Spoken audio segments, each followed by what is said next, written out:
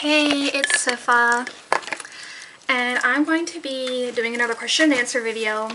And if you have any questions for me, leave them in the comments or inbox me and I'll answer them in another video, okay? So I got lots of interesting questions this time, and thank you for everyone who asked me questions. And also thank you to everyone who's recently subscribed to me. I've hit 550 subscribers, and that's like incredible. You know, I'm really happy about that. So yeah, thank you everyone so much. So first of all, Jacques in a Box, who is a model, Alex Addicted model, wants to know, during your stay in the psych ward, how strict were the rules? Well, very strict. Like,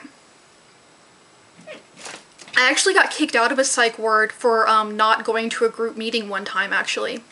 Because I was just like, I was tired, and like, because they had me on all this medication, I was just taking a nap. And I missed a group meeting, and they ended up just kicking me out. And this was obviously like a voluntary program. It was one that like I checked myself into. But like, they're super strict and like crazy about it, you know.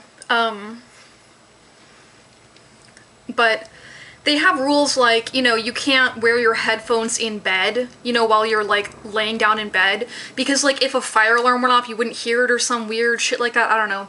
And they have rules like you're not allowed to have two people in the bathroom at the same time, like even if it has multiple stalls, because you could like be having sex with a girl or I don't know, whatever.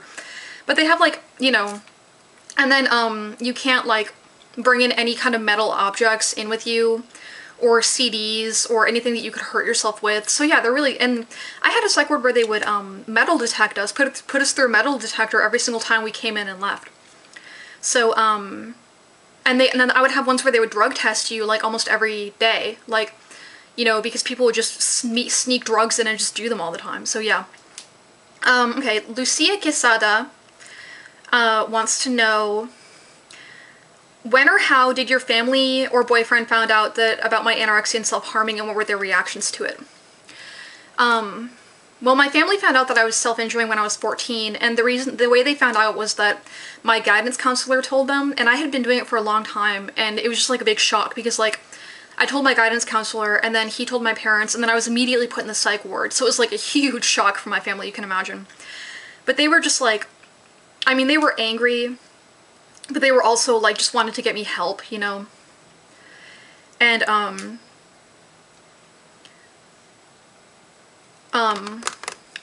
as far as the anorexia, I mean, it's like I hid stuff so well that they never really like found out how bad it really was, you know what I mean? Especially my dad, because he didn't live here. But my mom kind of knew, like she would see me not eating and she would see me like be emaciated. So it's not like something, it wasn't as easy to hide as the self-injury was, you know what I mean? Because I couldn't just like cover up my body all the time. But their reactions were just always like, you know, trying to get me help and, you know, trying to force me into therapy when I didn't want to be, or try to force me to eat, and yeah. Okay, so I have my friend Ashley, Ashley Catastrophe from Alex Addicted wants to know, I've always wanted to ask, what makes you do videos and things like that? Aren't you afraid sometimes to express your life and thoughts online? I couldn't do that. Well, to be honest, I think I said this in another video, but I have very, very good friends today. Like some of my best friends today still have no idea why I was in the psych ward when I was 14 and throughout my life. Because I never talked about it. You know, I was the most closed off person ever. And I never talked about any of my problems or any of my struggles to my friends or family. And so this is kind of like a way for me to recover, is just like, it's like the opposite. It's like I'm going from completely closed off to completely open. And it's working for me. And to be honest, like making all these videos and stuff and seeing all, you know, I realized that it's actually helping people. Like my videos are actually helping people. And that makes me want to stay healthy. And that makes me want to stay self-injury free and anorexia free. Because I feel like I have to be an example for everyone that watches these videos and everyone that's subscribed to me. And that's good, you know, it's great for me and it's great for you. Everybody wins, you know.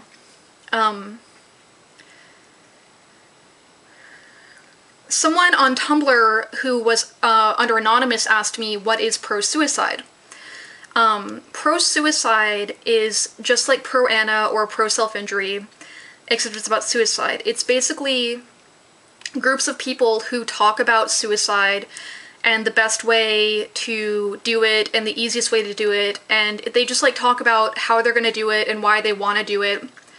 And it's really fucked up because like people die, you know, all the time in these groups. And like I've been in them before. I was in them for a very long time in my life. And yeah, I saw people die that I knew, kill themselves, and it's fucked up, you know. But it's like, it's almost like we all wanted to die so badly that we just all like formed a group, you know, online. So that's what pro-suicide is. I know it sounds really fucked up, but you have to be really fucked up to be in a group like that.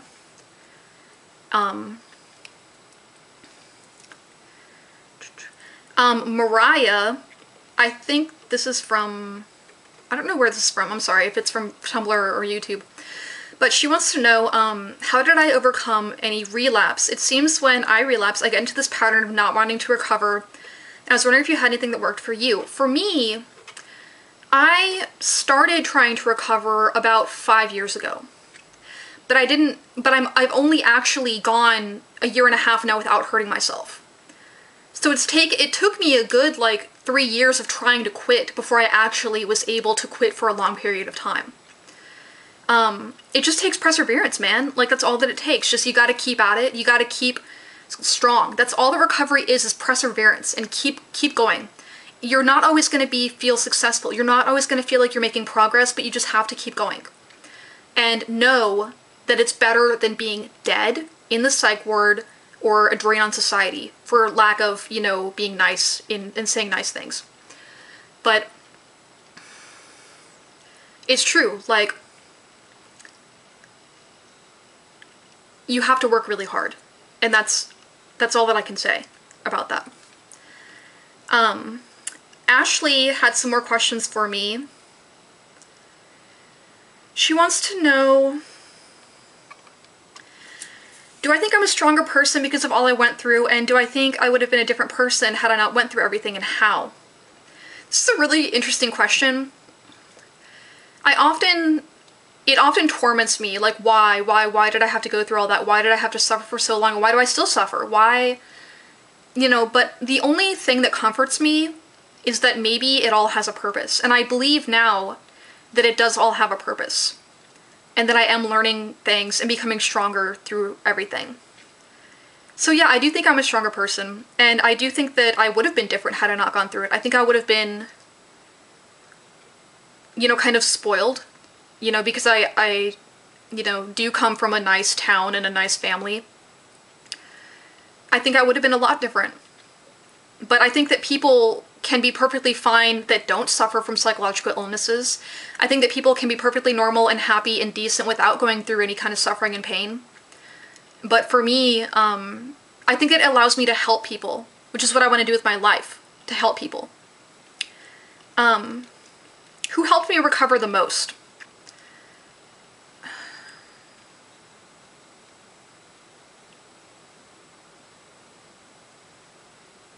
I don't know if I want to talk about this. Because the person that helped me recover the most is no longer in my life. But, other people that helped me were my dad. I've always been very, very close to my dad. And he has really just been unconditionally supportive of me, and that's what everyone deserves in their life. Every person that's struggling deserves someone in their life who will just support them no matter what. And that's what I have with my dad. Also my boyfriend Mike, he's been with me for 4.5 years now, and he's seen me through everything, and he's just always been there and just been incredible. And my friends, my girlfriends from high school, man, from junior high. I've had these girlfriends since I was in junior high, and they're incredible, and I love them all. And you know, and also you guys, like these people, these kids that I mentor online, like you guys that I talk to and that contact me and, you know, are in my therapy group and that are, you know, on YouTube. You guys help me. So anyway, those are all the questions. I'm sure this has been a really long video, so I'm sorry about that. But thank you guys so much. Ask me your questions. Bye.